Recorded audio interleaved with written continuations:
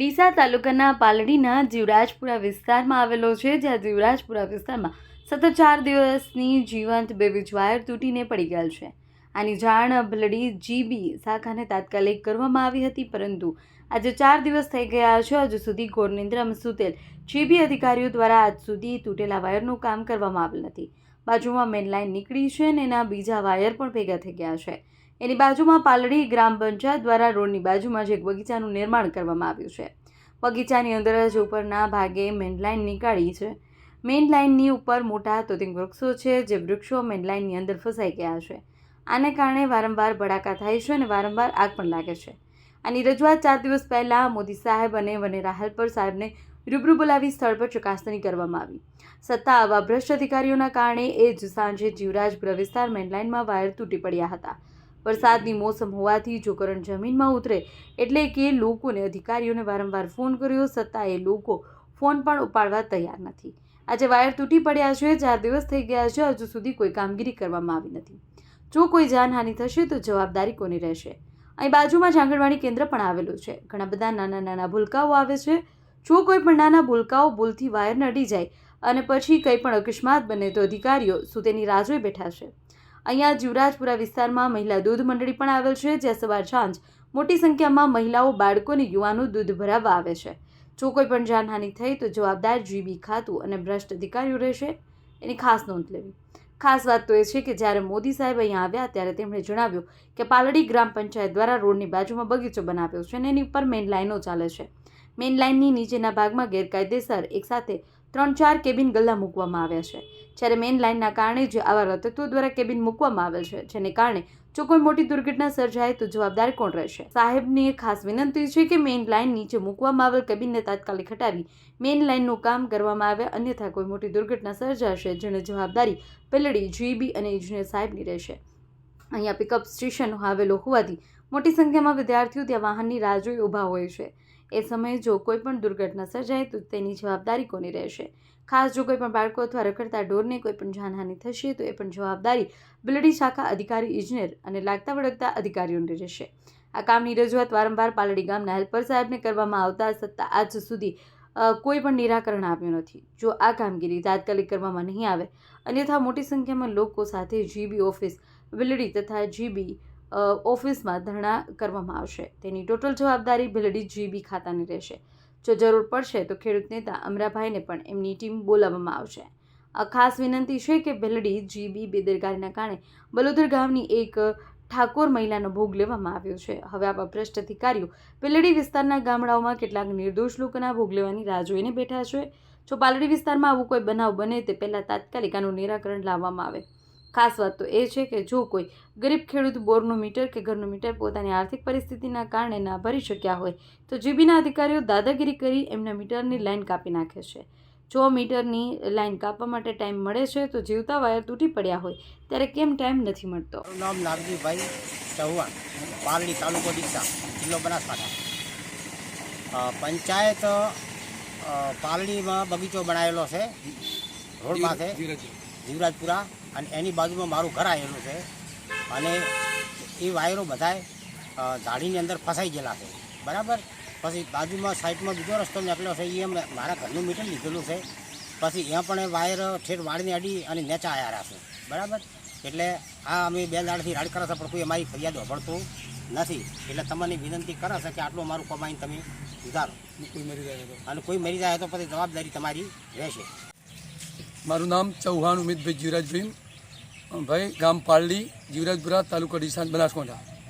હું જીબીના બેકાર અને બોગસ તંત્રને એક વાત સમજાવવા માગું છું કે અમે વારંવાર રજૂઆતો કરવા છતાં આ જો તૂટેલા વાયર પડ્યા છે, આ જીવંત વાયરો છે, અને 4 દિવસ પહેલાં મોદી સાહેબને, અમારા હેલ્પરને અને વાનેરા સાહેબને રજૂઆત કરી હતી કે અહીંયા ખૂબ ગાયોનો ઘસારો છે, ભેંસોનો ઘસારો છે। અહીંયા આંગણવાડી કેન્દ્ર છે સામે, એ અમારો સમાજનો કમિટી હોલ છે। અહીંયા વિદ્યાર્થીઓનો રસ્તો છે, અહીંયા ગામના લોકો દૂધ ભરાવા 2 ટાઈમ ચાલે છે, અને આ વાયરો તૂટશે। આ બધી જાળી છે, આ જાળીઓમાં વાયરો ફસાઈ જલ પડ્યા છે। તમે કંઈક કરો, અને ન કે કંઈ પણ કોઈ બાળ ઢોર કે કોઈ માણસ મરી જશે, જવાબદારી કોની રહેશે? પણ છતાંય આ ઘોર નિંદ્રામાં રહેલું તંત્ર અમારી કોઈ પણ રજૂઆત કે વાત સાંભળવા માગતું નથી અને ત્રણ દિવસથી આજ ચોથો દિવસ ઉગ્યો છે છતાંય આ વાયરો તૂટેલા પડ્યા છે. અમારી કોઈ રજૂઆત અમે તમામની રજૂઆત કરવા છતાં અમારી કોઈ વાત સાંભળેલ નથી. અને બીજું કે મેં છેલ્લા 1.5 વર્ષથી એવું કીધેલ છે કે જ્યાં સુધી મારી લાઈનનો આ નિરાકરણ નહીં આવે ને આ ઝાડી ઝાખરોમાંથી મારા વાયરોનું સારું કામ નહીં થાય ત્યાં સુધી મારું બિલ નહીં ભરું. છતાં પણ એ લોકો અમારી કોઈ વાત સાંભળતા નથી. ગમે ત્યારે કોઈ પણ બેન દીકરી કે કોઈ વિદ્યાર્થી કે કોઈ બાળક આંગણવાડીનું મરી જશે, કોઈ ગાયો કે ભેંસો અહીંયા વધારે ખુલ્લી જગ્યા હોવાથી વડલાનો સોયડો હોવાથી બેસે છે અને મરશે તો જવાબદારી ભીરડી અથવા ગુજરાત રાજ્યના વીજ તંત્ર અને ઇજનેર સાહેબની અને ઓમના જે લાગતા વખતા હેલ્પરોની રહેશે.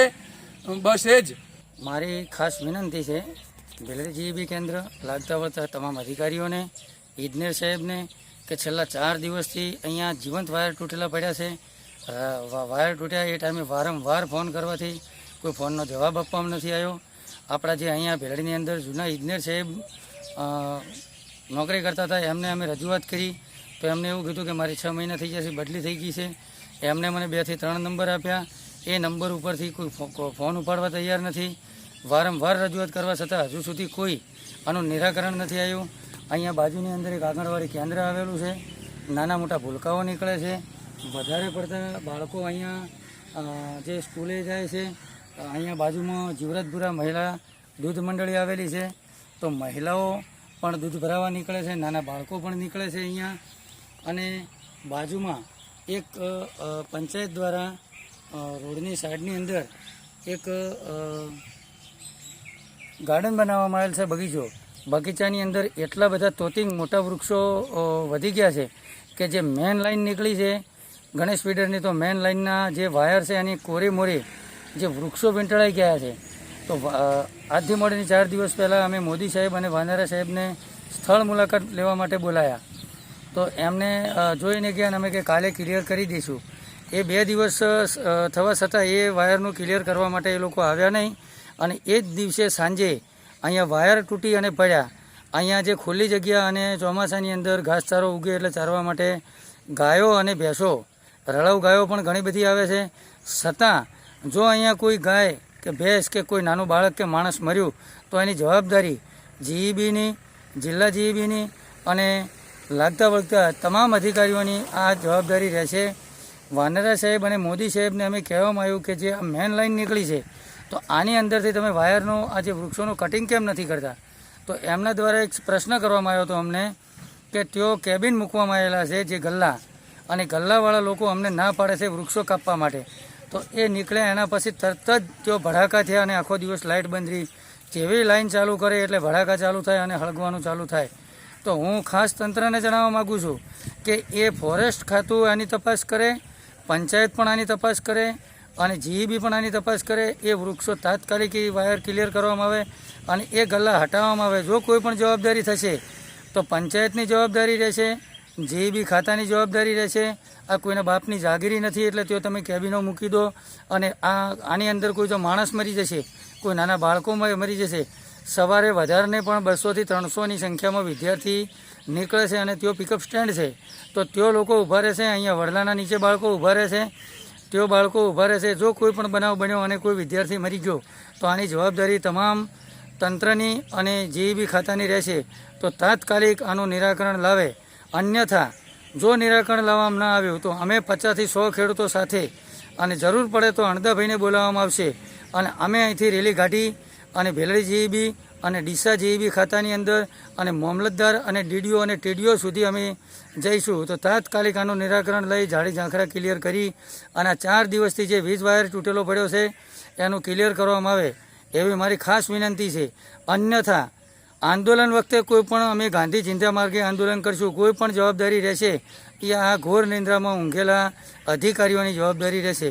અસ્તુ.